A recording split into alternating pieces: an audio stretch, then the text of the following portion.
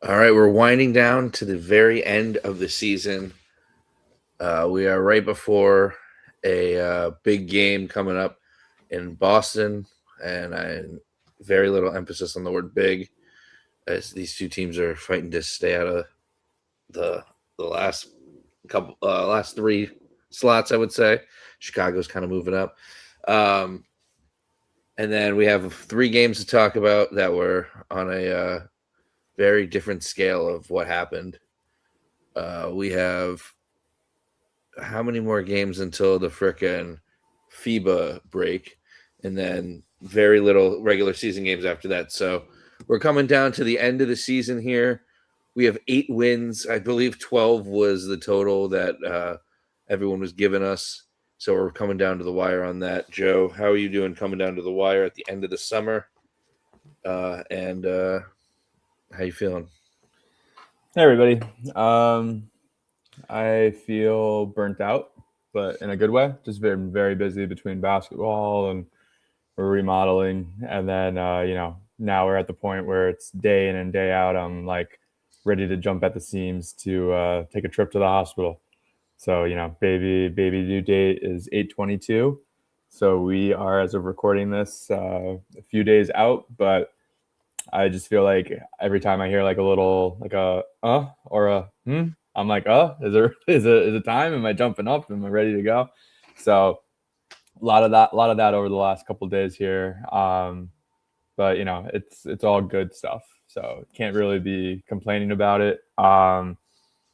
Yeah, I mean you mentioned it with the Sun this past week. I mean we've kind of hit every kind of game that we've had this season where it was a competitive ugly win, a competitive ugly loss, and then a game where we just should not have even played the game. Just ran into a buzzsaw, and just we I think I when we texted it was skills. It was just a skill discrepancy, excuse me, of like just the lack of talent that we have versus the roster that Atlanta rolls out. But hey, we won a game. Doesn't matter how you get them at this point. Our record tells us we are who we are. There's 12 games left. We don't know how many more wins are going to be on the books. So really just super excited to talk about a win and a competitive game. But we head into a weird week, and like it's just a weird part of the schedule in general, where we get the Sparks 2 times in a row, and then or not 2 times in a row, but 2 times in 3 games. We play the Aces. It's just I feel like there's really been like no breaks in our schedule this year. Like the scheduling gods were not good to the Connecticut Sun in their sunset season. Yeah, we go up to Boston and then across country to Vegas and LA, I, and then I don't we understand. come back home. I don't understand this game versus the Sparks in Boston. It's was never on television. Like it was never on like a national level. I don't even think it's on like the local networks. Like You it's know, literally just like what's funny? The game against the Sparks at home is on Prime. yeah. Like it doesn't make any sense like why you would have promoted this game. And again, you do this before the Kelsey Plum trade, you do this before the Morrow trade. Like the schedule was set, and one of the big games for Connecticut was in Boston. I know last year they played Indiana, and Caitlin Clark. That was when the Fever were on like every national televised game. Like it was like some crazy like 39 out of 44 games or something like that. They could But have done. They could have done um, both games against Dallas. One of them in Boston, one of them in Hartford. They didn't have either to. that or the Liberty game should have been in Boston. So you had a New York Boston rivalry type thing that you could like throw out there. But like Yeah, or even like Minnesota would have been cool. I mean, I know in yeah, the beginning of the season, you're like not thinking they're gonna be. Well, at this point, you might think Collier's back, so there is, or just throw the Aces game. That's right there. Well, actually, that's in Vegas, but you could have the Aces as still a team when you're making the schedule. Be like Asia will sell. and the only reason why I said it was because we already had the Hartford game versus the Sparks. So it was already they already got their like special Yeah, location game versus them. So I don't know. I mean, it's a choice. It is what it is. We're getting emails buy one get one free. We're getting emails no taxes. So I'm going to go on a limb because Los Angeles is, and we'll talk about it more in our X's and Joes, but where Los Angeles is for the rest of the season, like this game just looks like they made the right decision not putting it on TV. Yeah, definitely. And we made the right decision not to go. So the Sun have overall after these 3 games, they are 1 in their last 8, so 1-7. Not good, but when you're fighting for the last place or for the number 1 pick, it's not the worst thing in the world. As I should pull up Tankathon, our favorite draft site, and we currently have we have a substantial lead now on, I think Chicago's still in second. I thought Seattle would have dropped. But yeah, so I mean, we can still win games and not really cost ourselves, New York Giants style, if you know, you know. But yeah, so I mean, look, I didn't watch live the Phoenix game we won, but let's go over it here. I was at the Yankee game and we freaking won in extras when I left early. So I really got the shit end of both games, but it was fucking exhausting after a rain delay. But yeah, you look at this box score and you say, how the hell did we win? I mean, Aaliyah Edwards and Kennedy Burke off the bench combining for 29. Diamond Miller and Lacan 9 points were the most. You can't I want to be like, you can't win games without at least a couple double-digit scorers in your starting lineup. But they found a way. I think it was probably more on the Mercury. Plum had a great game, 25 points. Copper 16. It's not like we stopped them. 10, 8, and 5 for Thomas. Bonner went 0 for 6 from 3. So that might have been the difference. Usually she hits a couple. But the end of this game, and then Joe, give your thoughts. With 2:20 left, Aaliyah Edwards gets a bucket. We're up 69-65. Plum hits a 3. Burke counters and hits a 3 right back. 72-68. Plum misses a shot. They get their own rebound. Plum misses a 3. Aaliyah Edwards gets the rebound. And then Kennedy Burke turns it over. Alyssa Thomas gets a steal. Something happens. There was a challenge. It was overturned. Mercury win the challenge. Clea Copper gets a bucket. Lacan turns it over. Copper steals, misses a layup. Get their own rebound. Call a timeout. Griner gets away from the play foul. Reviewed, called overturned. Plum misses a free throw. Bonner misses a 3. Sun get the rebound. Plum fouls. With 32.2 seconds, Lacan misses a free throw. Hits the second one, though, to go up 3. Plum takes a 3, and Brittany Griner blocks her at the end. And then Lacan gets fouled again. I'm sorry. Plum gets a floater with 20 seconds, and then Lacan hits 2 free throws at the end of that. But the block pretty much sealed the game. Just a free throw. Got to hit your free throws at the end to really put it away. But the block from Griner really helped. Lacan coming through, and Burke hitting that 3 when Plum was like, we're gonna win this game. And Burke was like, not if I have anything to say about it. And before you say anything, before I forget, I'd like to think that Kennedy Burke reposting our story gave her the energy to hit that shot. But Joe, what do you see from that that kind of shit show of a game ending in a pretty exciting fashion? Yeah, I mean, it was another one of those like not fun games to watch. You know, I watched it on replay as well. I was scoreboard watching while it was on. I think I watched maybe the second quarter when it was second quarter live, and then it was a pretty ugly. I think it was like 14-13 in the second quarter, and I was just like, I'm not up for this tonight. I was watching that Yankee game as well, so like I went back to watch. But I think biggest thing I saw with this one, and I feel like Mez has done this at random points in the season, but like Olivia Nelson-Ododa had 16 minutes, and like the bigs rotation was weird in this game because I felt like, I know we've been going lately with 3 of 4. Griner being out, we've been going with a lot more like Miller and Burke playing some 4, versus like, but I'm like, the double big lineup still works. You just got to surround with the double bigs, the shooters.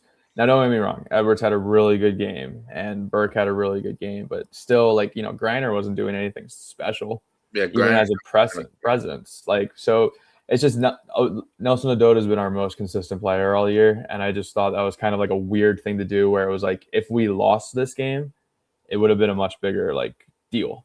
Yeah, 16 minutes, 7 points on 3 of 4. Yeah, like just Griner has 5 on 2 of 6 in 24 minutes. Yeah, efficient as she does, and so it's just one of those things where I'm just like, okay, we won, great, and like I think I was when I turned back the game on, and I was like, whoa, we actually won this game. I got to find out what happened. But yeah, being able to hang on at the end, a couple timely shots, free throws, you just felt like it was one of those where it was like you said, Plum is taking over, and the game's about to be over because she's about to get hot in the fourth quarter, and we have a hard time guarding best players in the fourth quarter. So it was like a recipe, or third best players. But it was a recipe where you were like, all right, game's about to shift, and then we did just enough to hang on. And I apologize. A pop-up came up when I was reading this, and it messed up the order. The block did end the game. It was 73-70 when Lacan made 1 of 2, and then quickly Plum hits a driving floater with 20 seconds left to make it a 1-point game, and then Lacan makes both, and then Griner blocks Plum to win the game to seal it.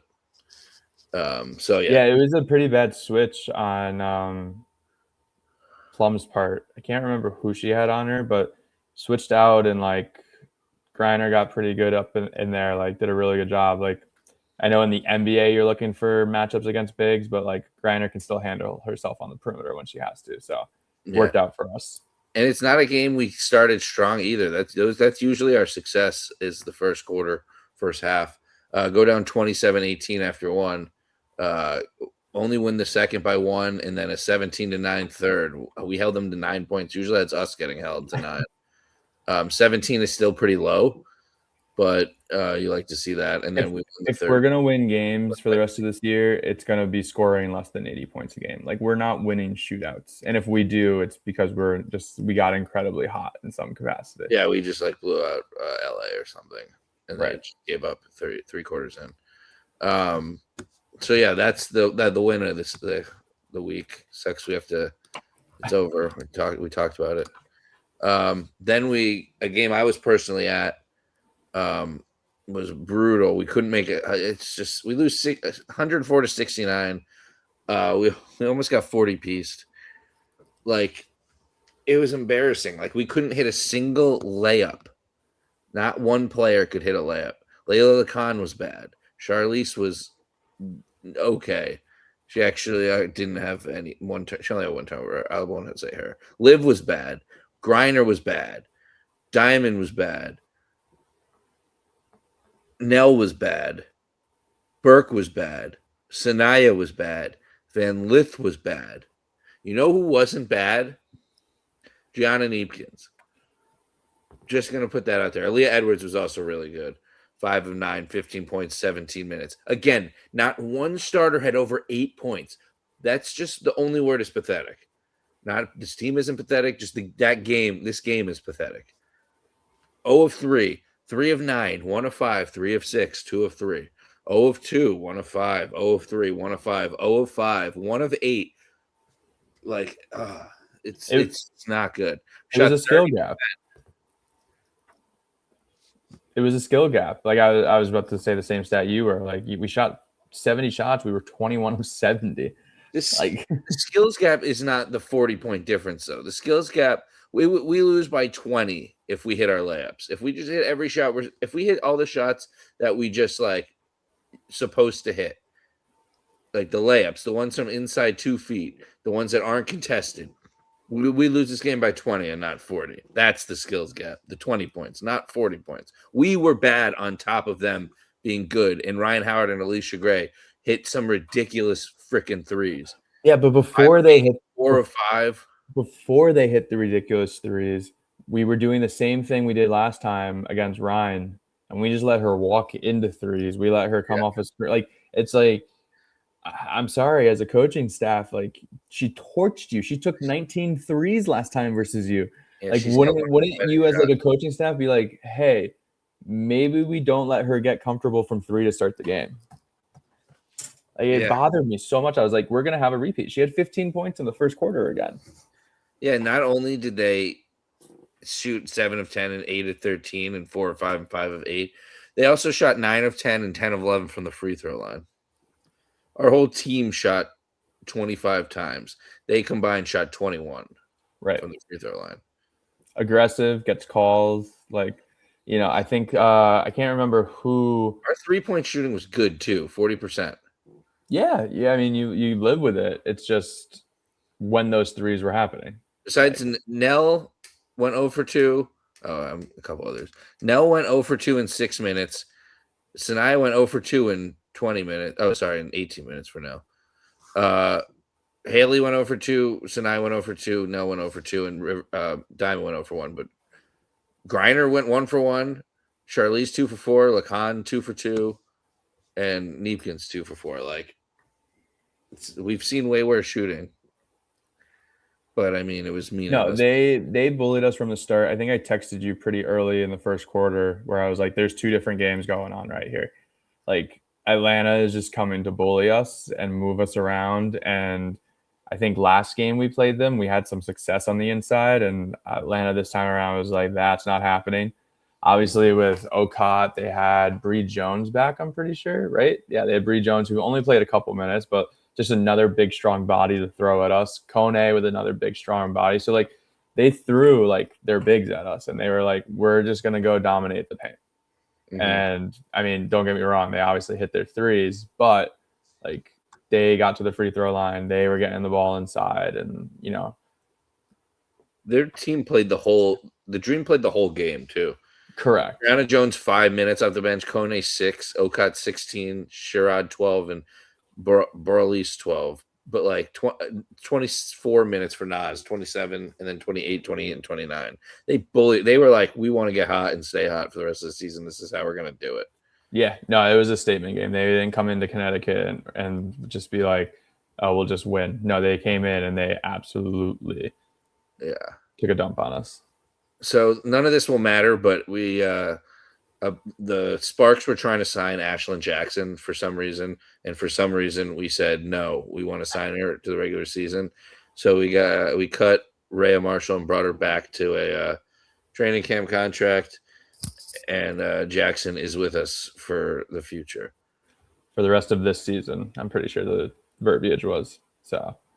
I don't know if she signed it probably means they're going to keep her next year as a whatever type of contract, because why would they?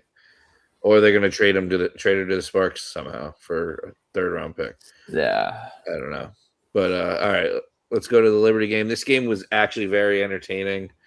But it just came down to we cannot defend and go on a run. Even if our offense is there, other teams are just going to outscore us. Like Charlize had a really good game. She came out on fire. Her and Liv played amazing throughout the whole game. Charlize kind of went cold, but 4 for 9 for 3 for Charlize, 14 points, 5 rebounds, 4 assists, 3 turnovers. Not great. Lacan also had 3 turnovers, but she had 10, 3, and 6. Liv had 21 and 10. Diamond 12, 7, and 3. She wasn't even bad. She was playing bad at the end in the second half. But first half, she played all right on offense. But defense, she was playing well. She got her and a few other people kind of locked up Stewie, who kind of just had an off night. But, yeah, it really came down to the end. You hate to say it, but Lacan just got absolutely burned time and time again by Johannes. Somebody she should honestly know better than other players playing together on the French national team. But, yeah, she just could not defend her. Marine was just having a career shooting night, 5 of 8 from 3. Some of them were just ridiculous shots. Jonquel had her last game in Connecticut, and she didn't disappoint, 23 and 11. we go up 27-19 in the first again. Like, our bread and butter is coming out strong. Like, I don't know if that's the players or Mez does something and then he just doesn't know how to keep it. But the 27-10 in the second, we gave it right back and then some. We go up in the third, coming out hot again, but only up by 4 in the third for the quarter. And then we lose the fourth by 3 and we lose the game by 7. Just couldn't just get that run, get those stops. All yours. What do you got?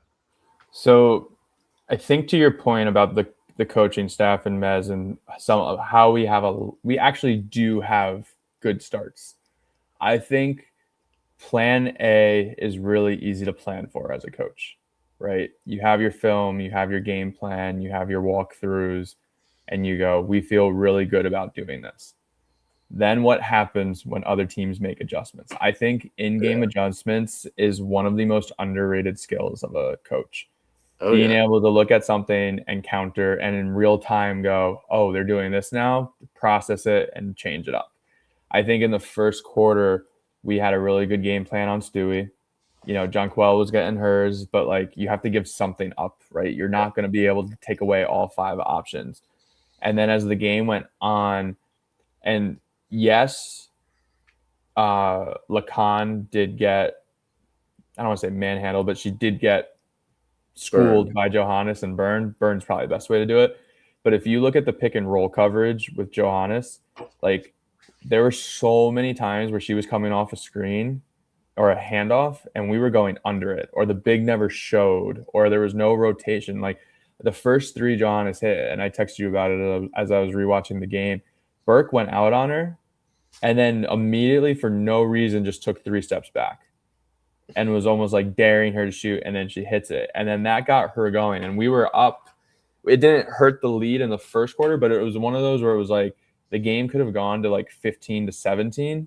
And instead, Johannes hits the 3. Diamond Miller comes down and misses a wide open layup.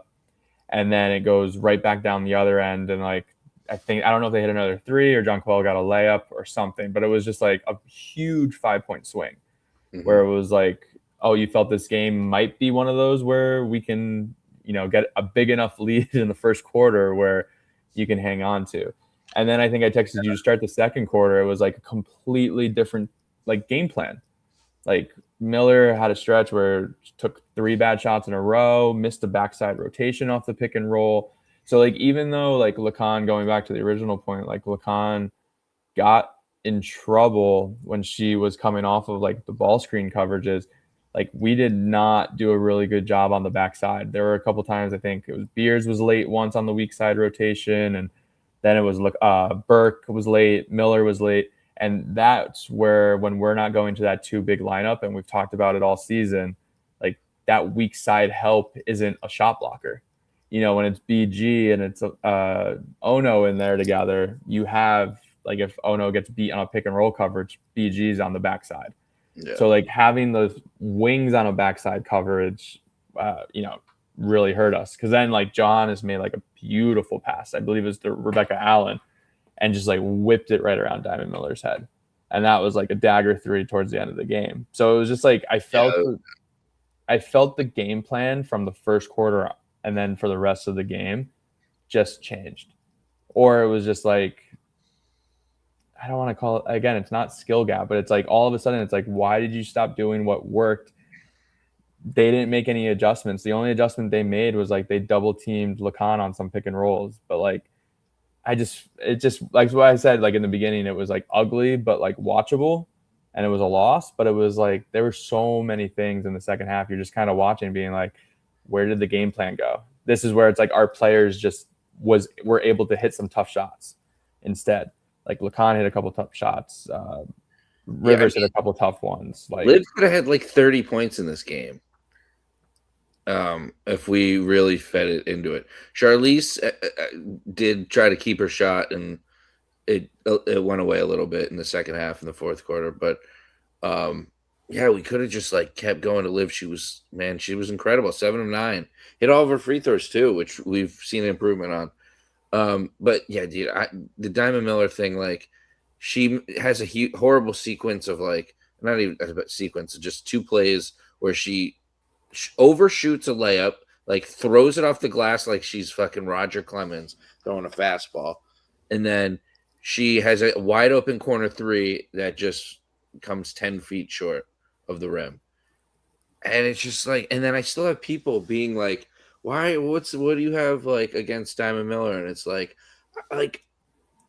it's, I don't know how everyone isn't. You have to watch the game, because even the announcers were praising her. And don't make me wrong, catch and shoot, she's had a much better year than I thought she was going to, shooting the 3 ball off of a catch and shoot.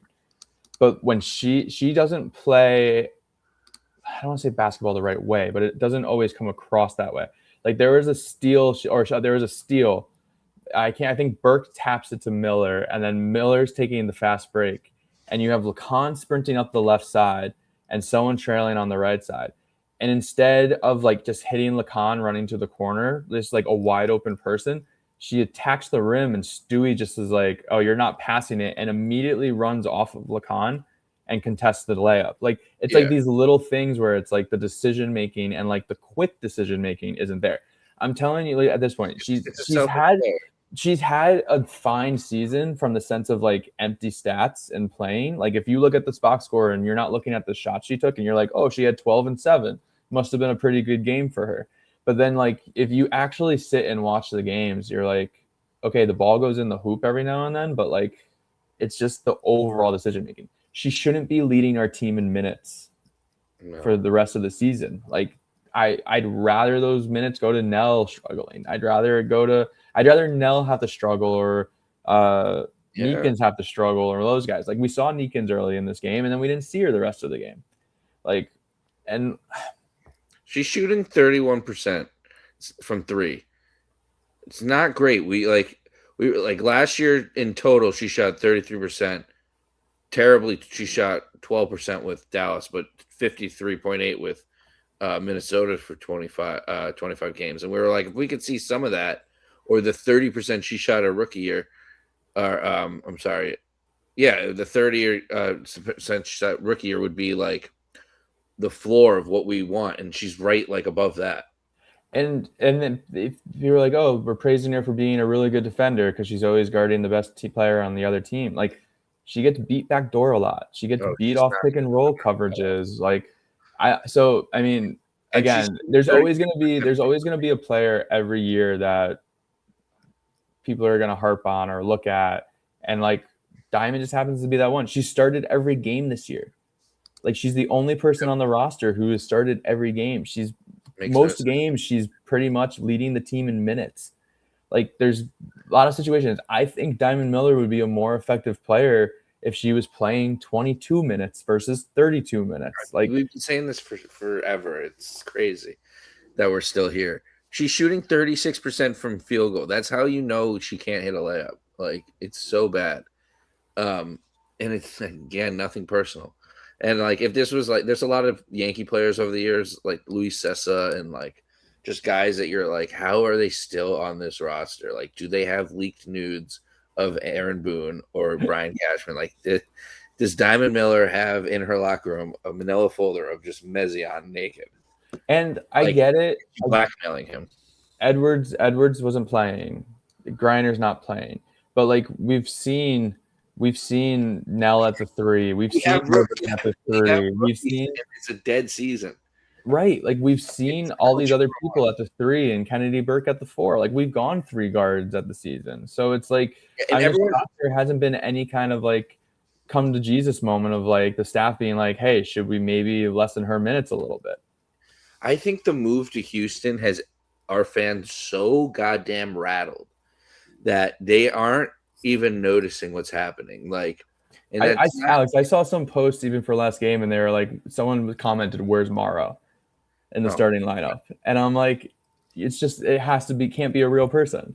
No, yeah, but I'm saying like, and I have had conversation with real people, but like, we're saying like, if people are misconstruing the situation, that's not even probably the right term, but they're saying like, oh, we're tanking. This is a tanking team. They suck. blah blah blah. This is all for Houston. It's like we would if we were actually tanking, we would be getting Neepkins into the starting lineup and taking Rivers out. I mean, and taking Lacan Diamond or out. Charlize or We'd taking Diamond out. We'd be playing Lacan less minutes and saving her for her whatever if she's gonna play in FIBA or whatever. We'd be Kennedy Burke would rest. Brittany Griner would take the entire rest of the season off. We'd be playing struggling players more. Beers might be starting a couple games. Like, not that she's been bad or anything, but she's our fourth center. So like people are so like I think just pissed we're going to Houston. They just anything they related to that. And it's like, well, if Houston was smart, they'd be like, lose more, like take out these players, like see who we have so we can bench. I mean, while we didn't win a championship, we were a really competitive team for like ever. Like the whole time we were in. They always made the playoffs. They never won a championship, but they always made the playoffs. They were always like there was hope. And the last 2 years, there's just been zero hope. And that destroys a fan base, even if they were staying. Like, could you imagine being a Sparks fan and being like, last year, it's like, we got Kelsey Plum. It's going to be awesome. And like, we're going to have her moving forward. Wow, we just got Nneka back. Last time we won a championship, Nneka was here. And like all these things. And then all of a sudden, for 2 years now, you're just like, we are bottom feeders. Like, that's what Connecticut is going through. And on top of that, we're losing our franchise. Like, it just sucks. I hate to call our fans spoiled because we've never won a championship, but they don't know, I guess, losing if they're not watching other sports. Some of our other fans have to be Jets fans. They have to be Mets fans. Like, no, they're Patriots fans. We're in the Boston market. I'm saying some of them. Like, some of them have to know the pain. Knicks fans, like, we have to have some of them like us. Or like us. But no, it's hard going from a team that's always like Patriots, Celtics, Sun fan. You're like, what is this? And what do you mean they're moving? Like, but it's not like everything. People think Houston has this like puppet strings. No, I mean, like they're not doing the shit right now. Don't get me wrong, Juju or Hidalgo or Booker, and they're firing Mez because he sucks, not because they're moving. If he was great, they'd keep him. But no, don't get me wrong. Like, I'm going to be in the offseason, the first one with my conspiracy theories. As soon as we get the number one pick, I'm going to be like, see, we sold our soul to Houston and we got the number one pick. I will lead that charge, everybody. Do not worry. But like, until then, you can't do it. I say it tongue in cheek now. Like, I'm joking around, but like, but we also have the record for the number one pick. It's correct. Like we've been bad. We've been bad for 2 years. Yeah. So what do you mean? It's not like they're rigging it for us. No. Oh, I thought that's what you were implying. No. I'm saying if and when we get the number one pick, then I'm going to be all aboard we sold our souls to Houston for the number one pick. Yeah. But if just like the Mavericks traded Luka to the Lakers and then got the number one pick. From like the 15th lottery slot. Yeah, but they rigged that for them. No one's rigging it for us. If we stayed, we'd still have the number one pick because we suck. If we were gonna get if we weren't the number one pick, if we ended up like third best odds, whatever, I would assume they would rig it for us. Napheesa Collier, Brittany Griner, Juju Watkins, Layla Lacan. It's a pretty good core. Anyone who thinks Fee's leaving, I just like that's like aliens. I'll see. That's just we're bored. I would believe it for sure. That's just we're bored, and we're gonna draw some drama up for the best team in the league that has had zero drama. Yeah, I'm surprised they're not like, oh, Olivia Miles. Is she better with or without Fee? All right, good times. Let's go over fantasy. Excuse me, I can't stop coughing today.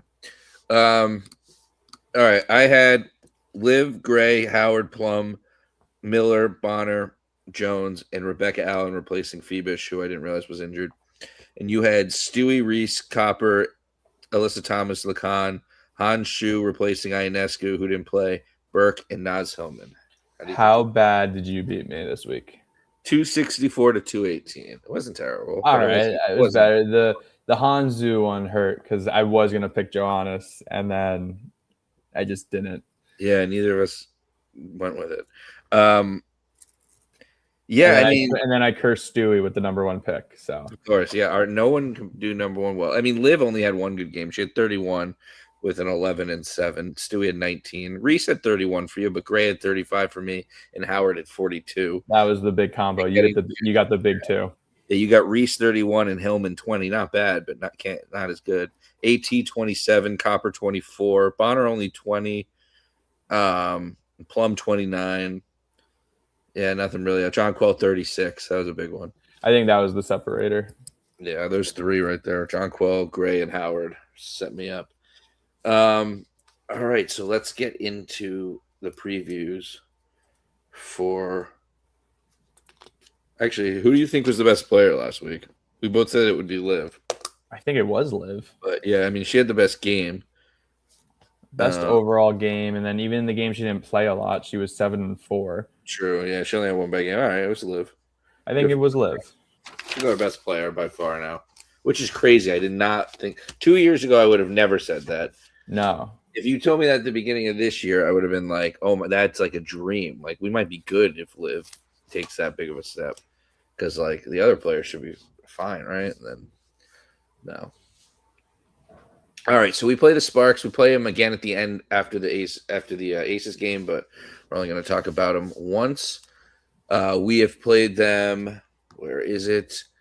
In Hartford, and we helped win that game, if you remember. Yeah, with the LaClaws. Tell me about that while I lost my page. Yeah, it was the first time we played them was in Hartford or in Hartford. 84-81. Plum did not play in that game. It was Layla's first game of the year. We got our whole section to get on board with LaClaw, which is the section. We barely got Sal involved, and that's the guy we came with. Like 3 people in our row. They were doing it. No, that's obviously our nickname that we've claimed for Lacan. But yeah, no, that game is a lot different. It happened back in May. It's a long time ago. Again, as I alluded to in the start of the podcast, Sparks have gone in a completely different direction from where they hoped they were going to be. They're dealing with a bunch of injuries right now, so there's an opportunity for us. It's kind of weird. We were talking about it in the pre-show stuff that like we're only 4 games back of the Sparks. So if we win these 2 games and then the Sparks continue to lose and we somehow steal a couple of games, like we can get out of the basement. Like it's a very interesting dynamic. I don't see us winning 4 more games the rest of the year, as we've talked about, but 4 is like the maximum. That's where that's Vegas right there at its finest. It's 12. We have 2 against the Sparks, Chicago, and Toronto. Washington doesn't even seem winnable at this point. Dallas, even with how bad they're playing, I wouldn't say that. Golden State, Indiana, and Vegas, in Atlanta, and Minnesota, no way. So those are 4 that we have a chance. So we'll see. Yeah, I'm hoping it's like September 24th. We win that last game. Yeah. That's a great way. Yeah, we should go to that game. Bring your child, hold them up for the Simba part. But yeah, the Sparks are led by a lot of injured players. Kelsey Plum being one of them. Well, she's not injured. She got traded. Not even there. And then she's not. Is she hurt again? Or is she? Plum? Did Kelsey Plum get hurt after our game? Or is she still? I don't think so. Okay. Well, she's still leading the team with 23.9 points, but not counting her is Nneka Ogwumike with 16.8. She also averages almost 9 rebounds, 3 assists. Dearica Hamby doing Dearica Hamby things with 15 points, 7 rebounds. Ray Burrell having probably a career year, 14 points with the opportunity she's getting. Cameron Brink, who's injured now, 9 points a game. Erica Wheeler plays well, 9 points a game. Ariel Atkins, 8.8 a game. Not what you want when you get traded for Rickea Jackson, even if she tears her ACL. Almost at 3 assists, though. They have Akoa Makani now, who I don't know if she's playing. Says out right now. Yeah, I think she's hurt. Okay. Ankle. But I like her game a lot. And that's really about it. Yeah. So really, NECA, Hamby, Ray, Wheeler, and then maybe Atkins you have to worry about. So and they're not deep right now. We might be the better team on paper, not up front with star power. That's Hamby and NECA, but we could be the deeper team and outlast them. What do you see, Joe? What do you think's going to happen? Yeah, so this is a game. It's one of those. I mean, Griner is a game time decision. I don't put any good stock into that because I feel like for the rest of the year she's going to be a game time decision. But really, it's our you kind of think that like their bigs and our bigs might cancel each other out, depending on whether uh, they have essentially a three-headed monster of bigs of Brink, Agumake, and Hamby. So you think that if we have at least Griner and Nelson Adota, and you're hoping Edwards can come back as well from her ankle, you kind of hope that they can be on the floor. Maybe they all cancel themselves out. I actually think the biggest key here is Layla Lacan, because you kind of look at the matchups down the road. Like Miller is probably going to be on Ray Burrell. Wheeler will probably be on Charlize, which means whoever is going to be their other starter, which I don't really know. I apologize. We're not a Sparks podcast. Who they're playing at that other guard position, unless it's Ariel, right? Because she was hurt at some point too. I'm pretty sure. But like, if it's her, like her or Wheeler are going to be on Lacan, and I like Lacan against both of those players. So, and I'm not even talking like a big scoring game from her. I think it's got to be something like 14-7. But the real big thing for Lacan is I feel like she's been pressing a little bit because she's trying to make the home run play, knowing that sometimes that's the only way they're going to be able to score is for her to make a big play. And you just see like some passes going off people's hands or they're a little slightly off target. So I think it's, this is a big game for Lacan to take advantage of her length, get to her spots, and hopefully make the right decisions. All right. Next, we have a much more difficult game. We really don't have to talk too much about it because I really don't think we have any shot, even if Asia got hurt. But we play the Aces in Las Vegas. Asia Wilson obviously leading the way with an MVP season of 26.1 points per game, 9.6 rebounds, 3.1 assists, 1.5 steals, 2 blocks, under 3 turnovers. Jackie Young averaging up to 18.4 points. Now she's having some massive games. Her last game only 8 points, 9 assists, but 32, 25, 23, and 22 in the 4 before that. I had to double check to make sure those weren't her minutes played. Chelsea Gray having like an every other type game thing. 11 points, 9 points, 12 points, 4 points, 12 points. Always getting assists. She's averaging 12.3 and 7 assists. Kennedy Carter is no longer there. She was averaging 12 points. That would have been fourth still on the team. And they haven't missed a beat. Yeah, but you wonder what the fuck she was doing in the locker room and on the court. Nalissa Smith, always dangerous, 12 points, 6.5 rebounds. Jewel Lloyd having a down year, 8 points, 2 assists, and 2 rebounds, 1 assist. And that's about it. Stephanie Talbot, 36 games played, 35 starts, 3.4 points, 2.5. And I know you love to see the talk about her on what's it called? On her discourse online. Isn't she the one where people are like, why the hell is she still starting? Like, yeah. She's a connector. That's what she does. Yeah, I mean, it's working. I mean, Asia probably likes playing with her, so. Yeah, and like Lloyd's coming in and Parker Tyus is coming in for those minutes anyway. So it's like, yeah, it's just if it's not broken, why fix it?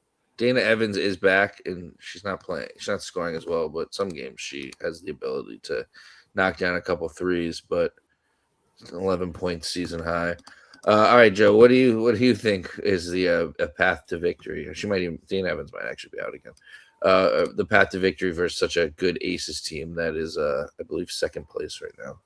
If you're gonna play Griner against the Sparks, you sit her in this game so she can play against the Sparks a Yes. second time. Honestly, though, I just don't want to see Griner anymore. She's not playing as strong as she was.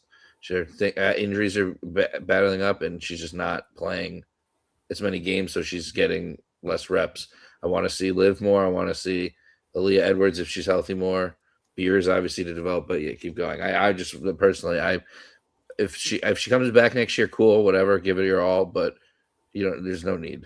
You have to you do have to respect her at this point in the season, being banged up and still suiting up when she can. Yeah, like, of course. You respect it, like it's the not worth it. competitor that she is. Like, she's gonna still get paid. Just take a breath.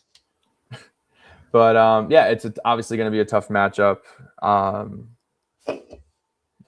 mean, it's. I always say when you're playing a team like this, is you cannot allow the playmakers to be playmakers for their teammates, right? Jackie Young can't get her averages of 6 or 7 assists. Gray can't be getting her averages. Like, they move the ball really well. Like, you have to make them all scorers. And again, way easier said than done, because obviously you've got the MVP in the middle and then really good support around her. But like I told you, if I'm trying to let A'ja, but I'm forcing A'ja to play one-on-one the entire game, take tough pull-up jumpers, take tough hook shots, one-on-one in the post, bang around with Beers a little bit, like just let her battle inside. And then on the other side, I mean, the game that we went to early when it was close, we did attack the rim pretty well against NaLyssa Smith and Jackie Young, and like they were in foul trouble early. It's just obviously the talent, we couldn't keep up with, the outbursts that they did. But that's your best chance, is getting to the free throw line, slowing the game down, forcing them to have to make adjustments. But you're also hoping, like, there's only 8 games left in the season. Maybe they're going to start resting some people. I don't know how long. I know they're in the playoffs. I think all these teams have to play to the end. But they're playing for positioning. So like, if they really care about that. But like, it's a long-winded answer, but it's essentially like, you got to hit some shots. You got to control the game inside the paint as best you can. Yeah, I mean, we only lost 101 to 94 the second time, with A'ja having 45 points. And then the first time we got blown out 98-69. But yeah, there's a version of this game where we played decent. The close game was at home, but we'll see. Before we get into fantasy, where is it? Where do I want to go? You were talking about the Sparks leaping us. Let's talk about the tempo for a second. Because if there is a threat right now for us to leap a team, they are 2 games ahead of us, and they have lost 1, 2, 3, 4, 5, 6, 7, 8, 9, 10 in a row, and 11, 12, 13, 14 of their last 15. How many wins on the rest of this schedule? They play Indiana, at Washington, loss versus Portland, toss up. Yeah, so that's a winnable game. Toss Vegas. Up. Which one did you say is the toss up? Did you say Portland and Washington, or just Portland? Yeah, I said both of them are toss ups. Okay. At Seattle, which is a game they can win. Vegas, Phoenix is a game they could win. Probably not, though. Indiana, New York, Chicago, us, and that's it. So let's see. I'm not even going to count Washington. No playoff teams. Portland, Seattle, Phoenix, Chicago, and us. So that's 5 winnable games. We have 4 left. So we'll see. We'll see if they have it. But while they were playing this losing streak, they lost to Portland by over 10. It's a lot of good teams, though. Washington, they lost to. Before that, they lost to Phoenix by 9. But yeah, they actually have lost to a lot of good teams. They beat Los Angeles the last time they played them. They beat us the last time we played. The last 2 times that we played. Yeah, they haven't beat Washington, though. Yeah, they beat Chicago. They beat Seattle. Maybe they'll beat all the bad teams and stay above us. But yeah, all right. Let's get into our fantasy draft, Joe. And as you said earlier, you cursed yourself with the last first round pick or first overall pick was Stewie. So that is my turn. We do have 2 games for the Sparks. We have 3 games for Connecticut, but that is not going to stop me from taking Asia Wilson. You should have let me take Asia so I could curse her too. That's a mistake on your part. Not having it. All right, who you want? I'm going to take Hamby. Ooh, okay. Okay. She was third for me. I am going to take Neko Ogumake. She did well for me in the All-Star game.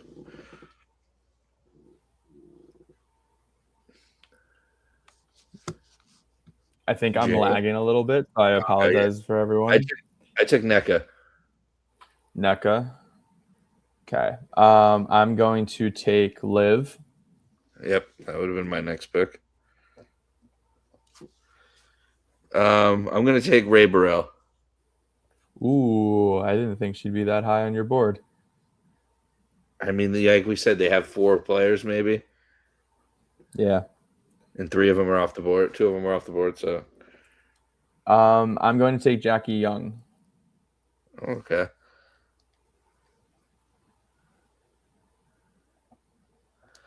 I'm going to take Layla.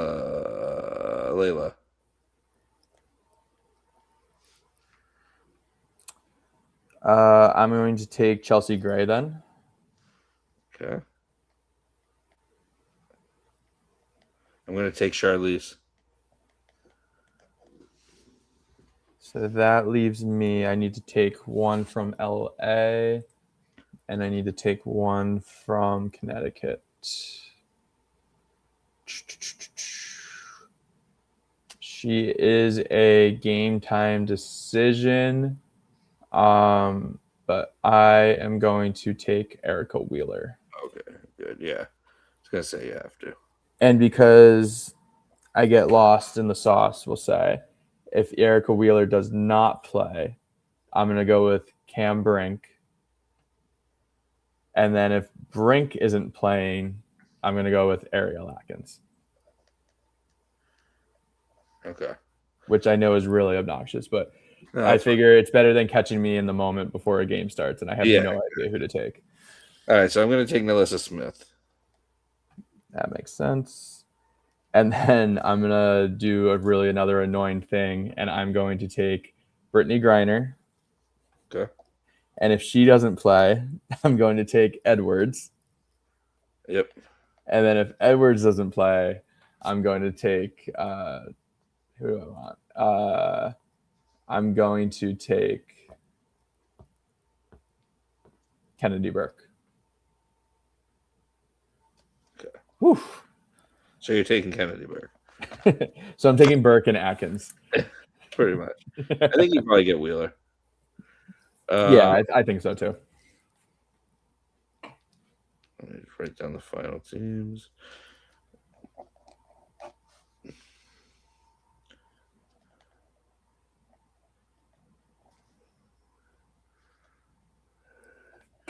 All right, say something so it's not dead air. Something. Who's your other? Oh, Wheeler. I just think we didn't talk about records. I can do that. I think. This week we both said 0-3 last week, and we were wrong 1-2. Yeah, 1-2. I'm gonna say we are 1-2 this week. I think we win the game in Boston. I'm gonna be optimistic and say 2-1, but yeah, probably 1-2. But yeah, I'll say 2-1. Our last chance to probably have like a really good week. Besides the week that FIBA happens, then we have a great week or no losses. All right, and then your last one. All right. So you have I have Asia, Nalissa Smith, Neko Ogumake, Ray Burrell, Layla Lacan, and Charlize got the guard pairing for the Sun. You have the guard pairing for the aces with Young and Gray, Dearica Hamby, Wheeler, maybe Brink, maybe Atkins, Griner, maybe Edwards, maybe Burke, and Liv.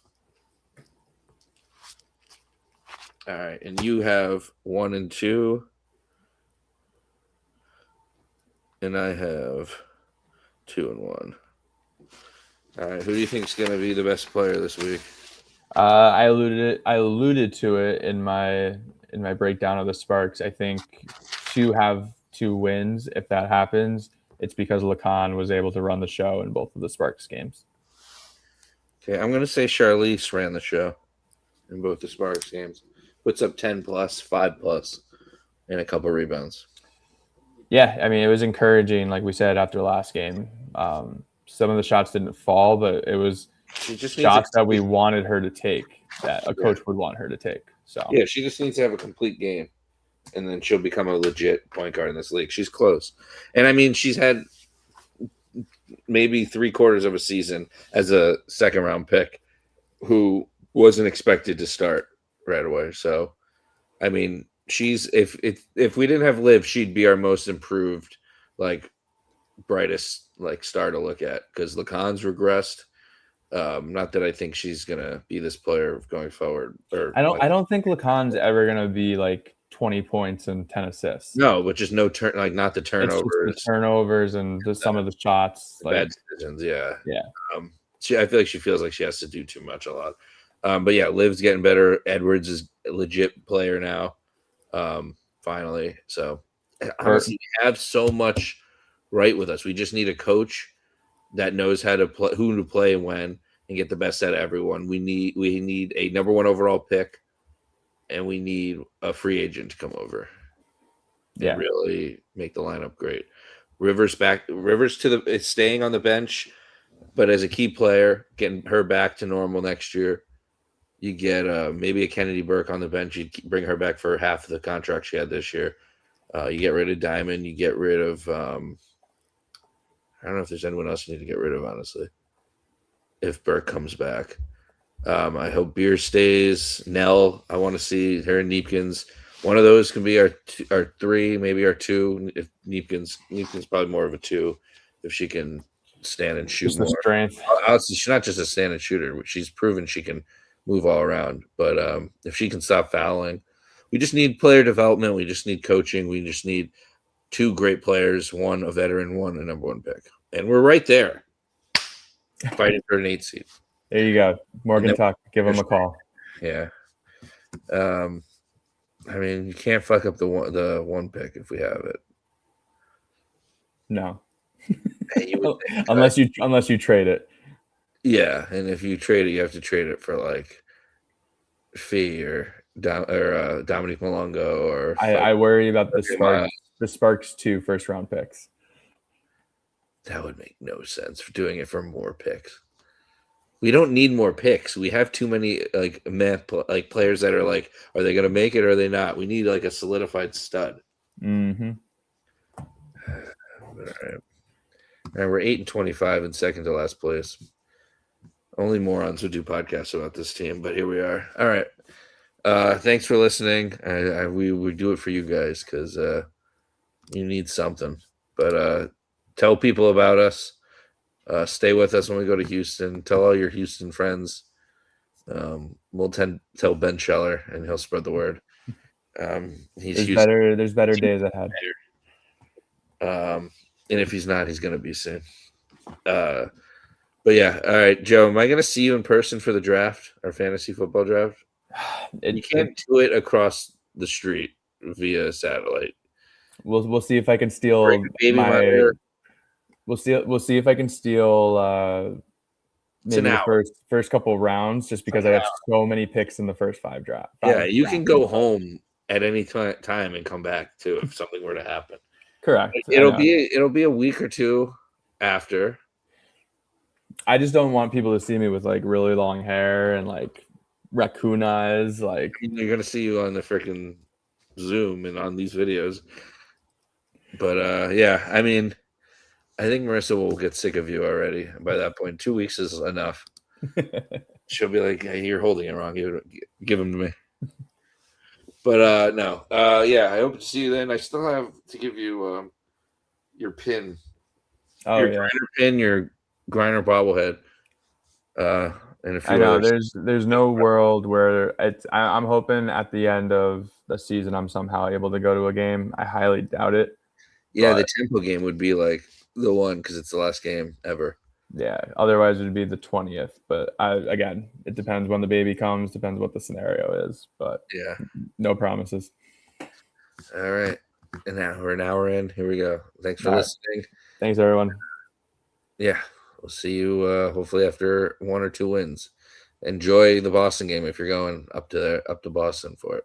Yeah, let us know your experience, how it looks, and Yeah, if it's empty as fuck. fun.